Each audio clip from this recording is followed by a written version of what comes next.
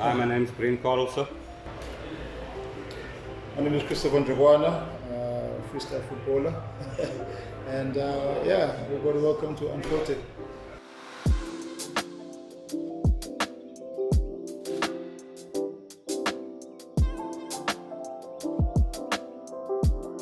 Firstly, can you remember Green Point, Utility Field, we had trials, Hellenic, under 19.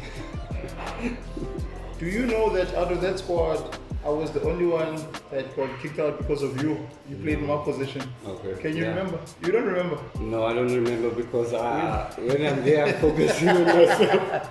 Yeah, but anyways, I was out at Hellenic and then you came, and then I went to Glasgow. Yeah, but anyways. So yeah, no, Brent, very illustrious career. Played professional football, Super Sport, Ajax, Sundowns. What I've always wanted to know, right, as a fan, right, just the difference between football in Cape Town and football in Johannesburg. And I know now I'm busy a lot with development, specifically with development before going to professional side.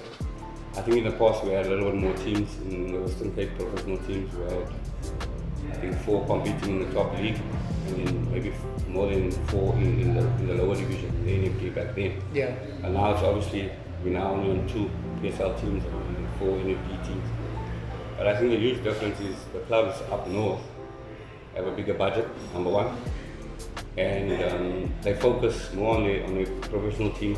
Most of them get more sponsors than the Western Cape teams. So they've got a little bit more budget to focus on getting in good players. Yeah. And obviously that's how the status survives, you know. The TV is also there, the sponsors, most of the corporate sponsors are up north. But now on the other side of the coin, the youth of the Western Cape seem to be striving much better than the youth up north. I think the conditions, number one, favor our youth players. The leagues that they play in here are very competitive, so they become very competitive in nature from a young age, but also it prepares them to maybe go overseas straight from whatever youth academy they're in here. The amount of players in the Western Cape that have gone to other countries and played football is chalk and cheese with the players in Johannesburg. Players in Johannesburg can only talk about Lucas Rateve, Stanton Fredericks, Thomas Marikafe, you know, those guys. But in recent times, you've got Keegan Dolly, we've got a lot of players that have played in the Western Cape who have been developed in the Western Cape. They go overseas sometimes immediately, they don't even play PSL football. We've got somebody like Mark that does spots a lot of talent, coaches a lot of talent in the Western Cape. And he obviously focuses on getting his players ready to go to Europe, not necessarily to play in the PSL. There are so many pro teams in Johannesburg, but not all of them have youth academies. Yeah. What is the difference between the guys that played in the era of, let's say, 96, the guys that went overseas without the proper development that they had, and the difference now? Funnily enough, I was lucky to obviously see them train every day when the Nations Cup was around. And at that time, we started the School of Excellence in 1994, which was the first proper football academy in South Africa. Here's a colored boy. I was coming from Westbury Township, and then you have boys from Umlazi, boys from all over coming together for the first time in South Africa. Because I didn't see black guys from Soweto where I was growing up. I didn't see white guys from Sandton where I was growing up. No, but we all came together at the school. The coaches we had were people that were qualified. You know, they were sent to Brazil, they were sent to Germany, to all these countries that have won the World Cup and actually developed players for the World Cup. So in essence, we were the boys that were earmarked to do that. But it fell by the wayside because our structure, our youth structure, our football youth structure is run by SAFA. And our professional structure is obviously a private entity, which is the PSL. So there's no cohesion there, you know. For instance, the MDC for me, I think it's a great initiative for young players, but it doesn't make sense. It doesn't make sense when you have a SAB league that has rules and restrictions, and when you have a Glad African Championship league that also has rules and restrictions. You're talking about age-wise? Age-wise. Yeah. The private football entity is pulling away from amateur football. That is what is happening. And when in actual fact, amateur football should be connected to our professional football, because where's our kids gonna go? But if you look, Belgium, Germany, Holland, all these countries that continue to develop young players for the national team, for the clubs, it's because it's all done together. The KNV and all the clubs in Holland, they say, look, this is what we're going to produce, and especially the philosophy, the type of football you want the players to be developed to play. That's important. We don't have that yet. We're very skillful. We try things that people normally don't try, but that's gone, that's lost. Why? Professional football is a survival of the fittest.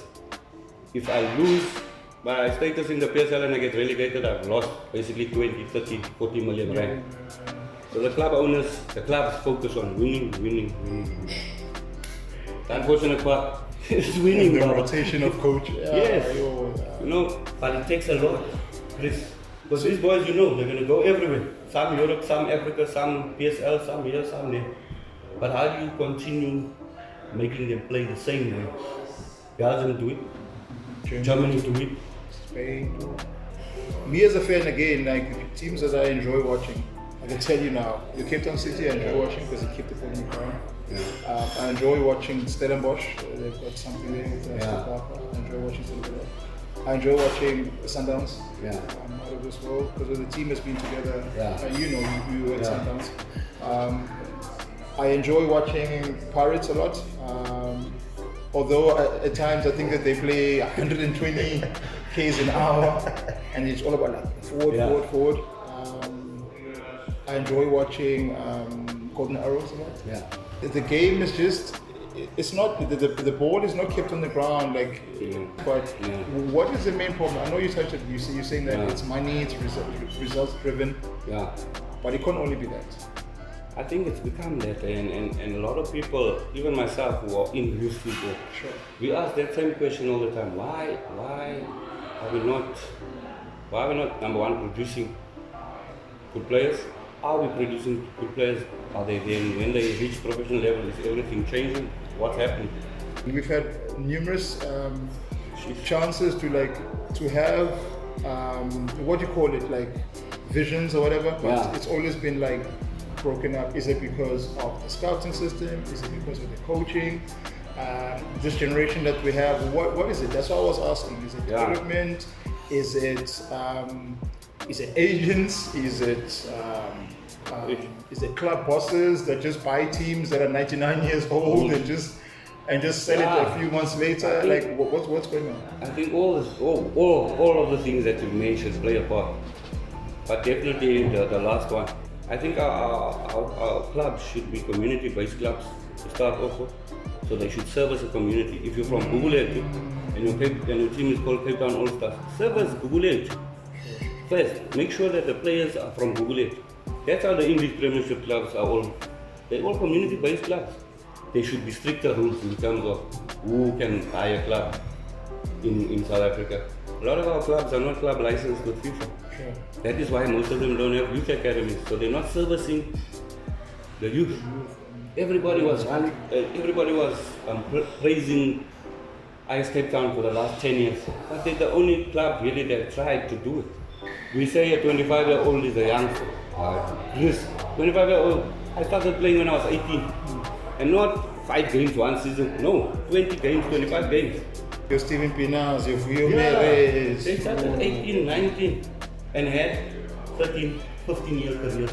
We are still playing. Why? Still looking strong. It's in. Even, let me ask you a question. In terms of street football or the skills, futsal, and also what you're doing, which is freestyle, is our country really embracing it? Not to sound big-headed, but like the cliche goes, when I'm overseas, I feel much more home than I know being here. I remember once I was we went with the group. I think in 2014 we went to India. 40 freestylers. We were doing the opening ceremony for the India soccer league there. Okay, nice. We're at the airport, and the guys can vouch. There's some guys, Indian supporters, at the airport and at the Patel Stadium just came and just started. Chris, what's going on here? I feel around the world and people like recognize you just from like kicking a soccer ball, which is crazy, man. Yeah. But yeah, I mean, I don't want to be negative because I really feel that there's a lot of good that is happening in our country. Good young coaches. Yeah. You know, your Rulanis, you've got your Cohesion academy that is doing some great stuff. Pity with Ajax Cape Town, in Cape Town Spurs now. Yeah. They really contributed a lot in South African football. Pity with School of Excellence. Yeah. Hellenic is also doing a great job producing youngsters. But I shouldn't be stuck as to naming these academies, you know. I also want to start an academy. Yeah. No, but seriously, I do, because of it I came through that system at the school. And I think it's very beneficial. I think that's why you see most of the players that are playing professional football in our country, probably 80% of them come through some sort of academy, wherever it be. But we need Southwest help. I think those academies are crying out. We need more exposure for our young boys, you know. We need more competitions, and that is why I'm more focused a little bit now on the youth side of football, because I think that's what we need to bring to these boys. I think the Bahia has been doing it for years, but it's dying a slow death, the Bahia. I've been to it now the past two years. And why is that? Why do you think it's dying?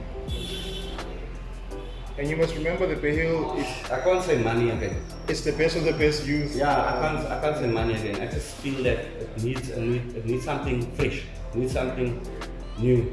Another guy was asking me, why do academies the players join and then after a year they let them go? Sure. But that's because they're not good enough or they're not keeping up with the standard. I think it should be different. I think it should, especially foundation phase, which is obviously from say 12 up to 15, you give them 2 years. So after 2 years you say yes or no. Then when he's 15, you give him another 2 years up to 17 to say yes or no.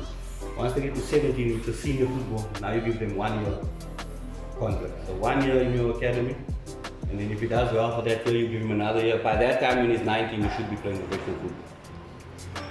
All right, Breno, thank you so much. What are you going to do? No. What are you doing? So basically, I'm doing ball mastery training. So what I've learned. I saw a little bit of it. So I do a lot online, and I hardly sleep because like 3, 4 a.m. in the morning I deal with guys from States and doing with the Zoom sessions, because just a new way of doing it now. I would recommend it to any professional footballer that's playing at any professional club. I did it when I was young, used to play with the ball all the time, but I think once you become a professional or you start getting paid for it, sometimes it becomes a bit like too much, you know, you do it every day, it's continuous. But I think it's great to do that because it keeps yourself, you know, in love, in touch with the ball, and I think a lot of players, especially in SA, a lot of supporters complain about our players and you know, how they look after the ball. Mr. Carelse, been a big fan. Finally, we get to chop it up and talk. Thank you so much for this Unfiltrd chat. Thanks, Chris. Thank you.